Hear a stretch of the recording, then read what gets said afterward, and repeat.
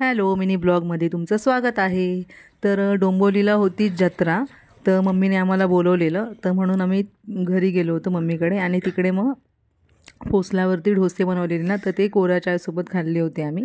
त्याच्यानंतर मग इथे पनीर टिक्का बनवायचा होता ना, मग त्याचीच इथे तयारी चालू होती. पनीर टिक्का बनवायची, मॅरिनेट करून ठेवावं लागतं अगोदर. आणि जे रेडीमेड सुहाणाचं पॅकेट मिळतं ना पनीर टिक्काचं, तर ते वापरून पनीर टिक्का बनवायचं होतं. तर इथे ना मस्त असं पनीर टिक्का वगैरे रेडी होत आहे. आणि त्याच्यासोबत खायला चपात्या करायच्या होत्या ना, तर इथे मी बाहेर लाटून देत होती आणि मम्मी आतमध्ये चपात्या शिकत होती. तर इथे रिदेश बसला होता. आणि इथे ना श्री स्वामी समर्थांच्या मठामधून आहे ना बहिणीने गूळ पावडर असते ना, गूळ पावडर, त्याच्यानंतर ब्राऊन राईस आणि शर्करा असं बोलतात, शर्करा म्हणून येते. तर हे मागवलेलं, तर तिने हे गूळ पावडरचं पॅकेट आहे ना, ते रिदेशसाठी आणलं होतं खास. आणि हे जे आहे ना, ते हे केमिकल फ्री आहे. याच्यामध्ये कुठलीही अशी भेसळ वगैरे नाही आहे. डायरेक्ट इथं बघा लिहिलेलं आहे, डायरेक्ट असं येतं ना, म्हणजे विषमुक्त उत्पादनं असं आहे हे. आणि इथे आता संध्याकाळची वेळ झाली होती, तर मम्मी आणि रिदेश दोघं दिवाबत्तीची तयारी करत होते. नंतर मग संध्याकाळी जेवणाचं वगैरे आवरून आम्ही जत्रेला गेलो होतो. वीकेंड होता आणि वॉकिंग डिस्टन्स होतं, त्याच्यामुळे आम्ही काही गाडी बिडी नेली नाही, म्हणजे ऑटो वगैरे केली नाही. आम्ही चालतच गेलो होतो, जवळच होतं, 5-10 मिनटावरती. तर आणि गर्दी पण भरपूर होती, कारण सुट्टीचा दिवस होता ना त्याच्यामुळे. आणि मस्त जत्रा भरलेली, खायला वगैरे खूप काय काय. आणि जत्रा म्हटली की कसं मुलांची मजा होती. आणि इथे मुलांचं खेळण्याचं जरा जास्त होतं, त्यामुळे ना रिदेश पण आधी त्याला समजत नव्हतं आम्ही कुठे चाललो. जेव्हा तिथे पोचला ना, तर तो एकदम असा खुश झाला, सगळं त्याच्या आवडीचं सगळं दिसायला लागलं त्याला. आणि जत्रेमध्ये आला आणि हे सगळं केलं नाही असं होणारच नाही. हे ट्रॅम्पोलिन वगैरे बाहेर म्हणजे यायला बघत नाही तो, एकदा आतमध्ये गेला की खूप एन्जॉय करतो.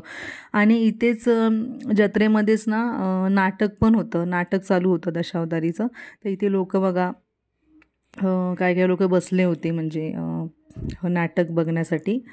आणि इथे बघा रिदेशचं अजून चालूच आहे खेळणं. आणि मी इथे उभी होती रिदेशकडे, आणि खूप मुलं होती, मस्त अशी मुलं सगळी ना एन्जॉय करत होती असं. आणि मग ट्रॅम्पोलिन झालं, त्याच्यानंतर मग हे मिक्की माऊसचं, तर हे पण रिदेशच्या आवडीचंच आहे, म्हणजे सगळ्याच मुलांना आवडतं हे असं सगळं खेळायला. आणि इथे मम्मी वगैरे नाटक बघण्यामध्ये बिझी होते. ते सगळं झालं, त्याच्यानंतर मग इथे गाडीमध्ये त्याला बसायचं होतं, म्हणजे तो स्वतःच असा हात खेचून खेचून नेत होता. मग इथे गाडीमध्ये बसले. आणि त्याच्यानंतर मग हे एवढं सगळं झालं तरी त्याचं मन नव्हतं भरलं. त्याला बसायचं होतं ट्रेनमध्ये, त्यासारखं लक्ष त्याचं ट्रेनकडेच होतं. कारण मला नव्हतं बसायचं, कारण आम्ही नेहमी जातो तर ट्रेनमध्ये बसतोच. पण तोच बोलला, म्हणजे बस हे करायला. त्याला म्हणजे सारखं बघत होता तिकडे, म्हणून मग फायनली मग आम्ही ट्रेनमध्ये बसलो. तर बघा तो किती खुश आहे. आणि मग ट्रेनचं झालं फायनली. मग आम्ही त्याच्यानंतर मग बाहेर पडलो, जास्त फिरलो नाही आम्ही. आणि मग आम्ही घरी यायला निघालो मग. आणि नंतर मग रात्री जेवण करून झोपलो. आणि हे नेक्स्ट डेचं शूटिंग आहे. डोंबिवलीला मार्केट भरतं, म्हणजे खूप गर्दी असते मार्केटमध्ये. मी पण पहिल्यांदाच बघितलं.